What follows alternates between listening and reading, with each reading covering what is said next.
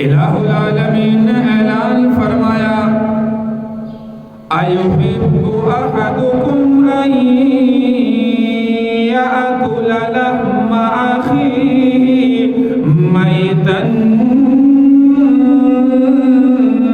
فکرہتموہ واتقوا اللہ ان اللہ تواب الرحیم۔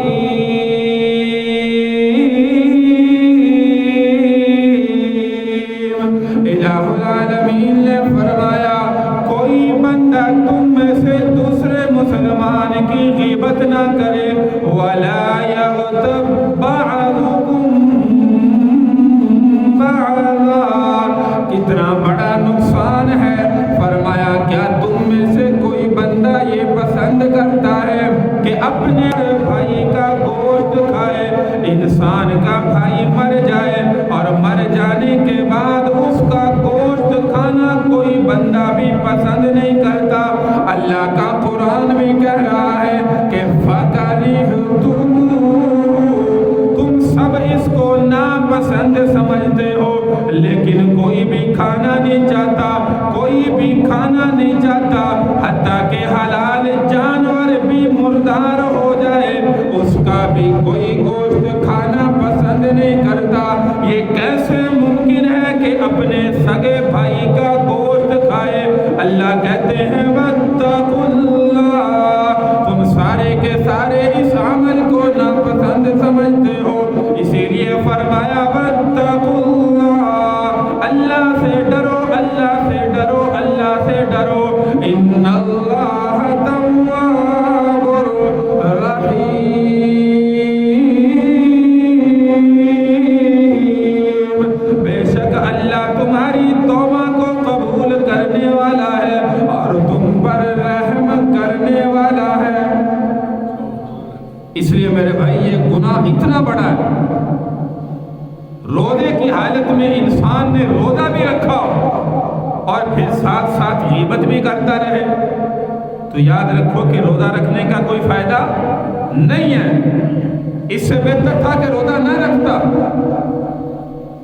روزہ رکھ کے ایسے کام، زبان سے جھوٹ بولنا، بد کلامی کرنا، کسی کو گالی دینا، کسی کی غیبت کرنا، کسی پر بہتان لگانا۔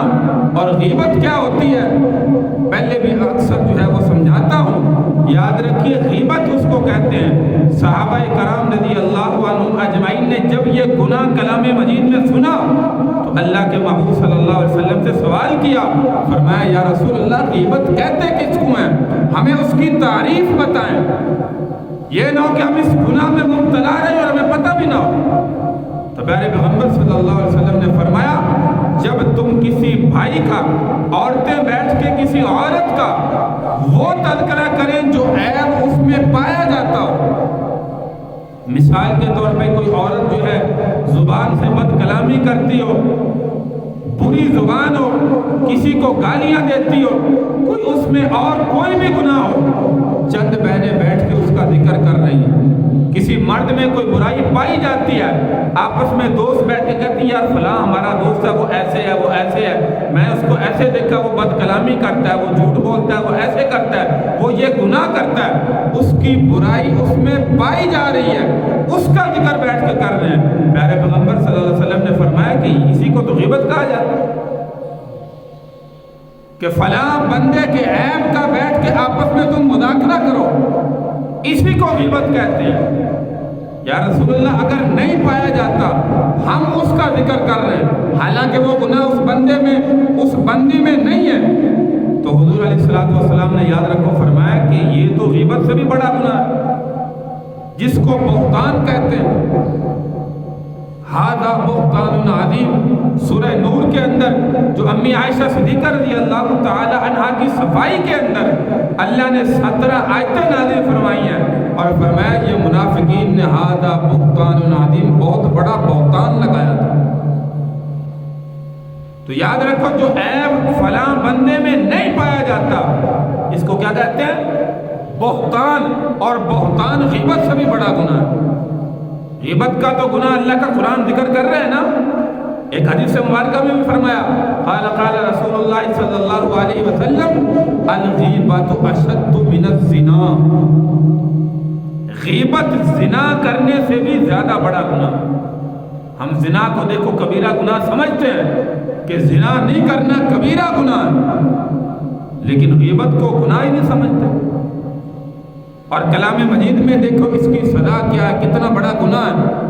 اس لیے میرے بھائیوں میری بہنوں، اگر جو ہے وہ اس گناہ میں مبتلا ہے تو توبہ کرے۔ آگے اللہ فرما رہے واتقوا اللہ ان اللہ تواب الرحیم، اللہ سے ڈرو، اللہ تمہاری توبہ کو قبول کرنے والا بھی ہے، رحم کرنے والا بھی ہے، لیکن شرط یہ کہ توبہ کرنے والے بنو۔ ہم ساری زندگی گزر گئی اسی گناہ کے اندر جو ہے وہ مبتلا رہے، توبہ نہ کریں، پھر اللہ جو ہے وہ کیسے معاف فرمائے؟